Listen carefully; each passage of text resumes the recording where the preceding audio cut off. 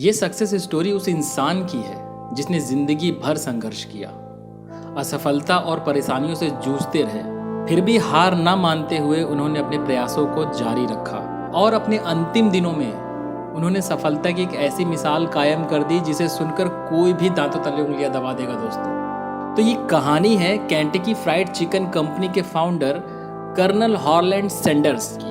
उनका जन्म 9 सितंबर 1980 को इंडियाना के एक शहर हेनरीविले में हुआ था। उनके पिता का नाम डेविड सैंडर्स और माँ का नाम मार्गरेट सैंडर्स था। उनके अलावा उनका एक छोटा भाई और एक छोटी बहन भी थी। उनके घर में सब कुछ अच्छा चल रहा था, पर अचानक 1895 में गर्मी के दिनों में तेज बुखार की वजह से उनके पिता की मृत्यु हुई। उस समय सैंडर्स केवल 5 साल के थे।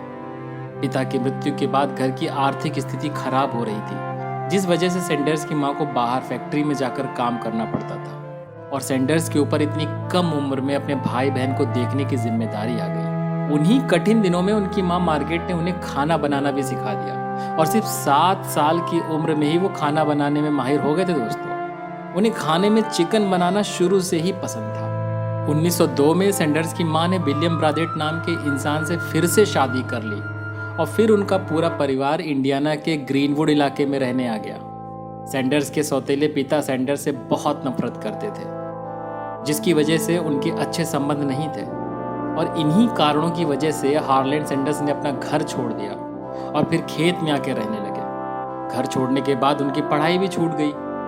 13 साल की उम्र में वो इंडियाना के पोलाई शहर में आ गए, जहां उन्होंने घोड़ा गाड़ी में पेंटिंग का काम शुरू कर दिया और कुछ ही दिनों बाद वो काम छोड़ दिया और 1906 में इंडियाना के अल्बेनी में आकर अपने अंकल के साथ रहने लगे। उनके अंकल स्ट्रीट कार की कंपनी के लिए काम करते थे और उन्हीं की मदद से सैंडर्स को कंडक्टर की नौकरी भी मिल गई। इसी बीच उन्होंने रेलवे में फायरमैन की नौकरी भी की और दोस्तों, फायरमैन की नौकरी करते समय ही उनकी मुलाकात जोसेफिन नाम की एक लड़की से हुई, जिससे उन्होंने 1909 में करीब 19 साल की उम्र में शादी कर ली। जोसेफिन से उनको एक लड़का और 2 लड़कियां हुई।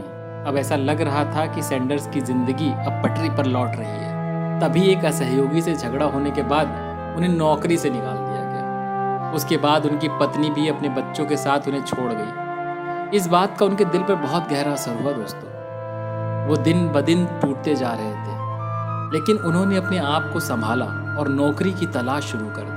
उन्होंने अलग अलग तरह के काम करके अपना पेट पालना शुरू कर दिया। बहुत सारे बिजनेस किए, पर हर जगह से वो असफल रहे।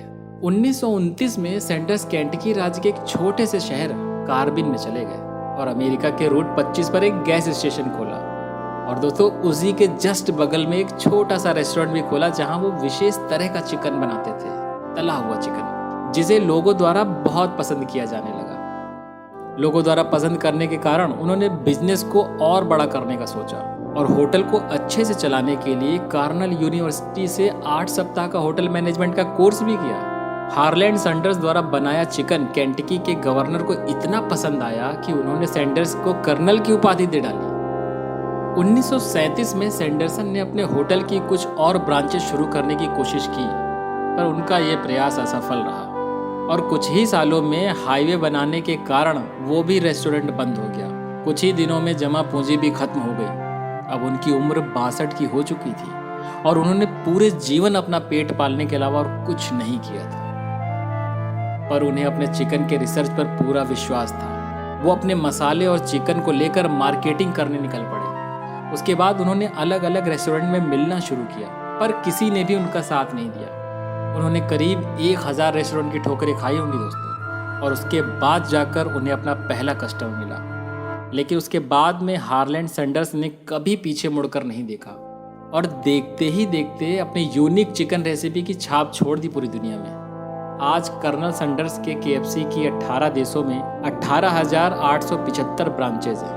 पहला KFC दोस्तों USA में 1952 में खोला गया।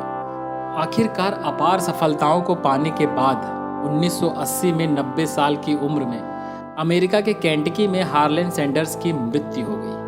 जब लोग 60 की उम्र में रिटायर होकर आराम की जिंदगी बिताते हैं, उससे ज़्यादा उम्र में भी सैंडरसन ने हार नहीं मानी और अपनी कोशिशों से दिखा दिया असंभव कुछ भी नहीं।